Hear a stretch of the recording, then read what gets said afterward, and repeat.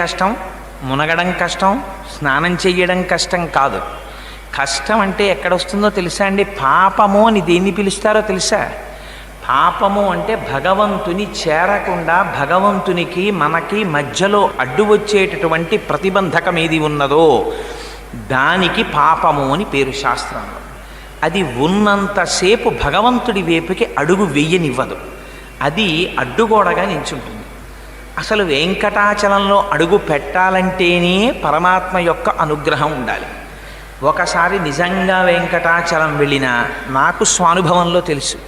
పాపం చేతిలో దర్శనం టికెట్లు పెట్టుకున్నవారు తెల్లవారి లేస్తే అర్చనానంతర దర్శనం టికెట్ మీద వెళ్ళి స్వామి దర్శనం చేసుకోవడానికి కావలసిన ఏర్పాట్లు అన్నీ చేసుకున్నప్పటికీ కూడా తీరా తెల్లవారుజామున లేచి స్నానానికి వెళ్లే ముందే ఏదో రుగ్మతో ఇబ్బందో వచ్చి వెళ్ళలేక రూములో పడుకుండిపోయి స్వామి దర్శనం చేసుకోలేకపోయిన వాళ్ళు ఉన్నారు.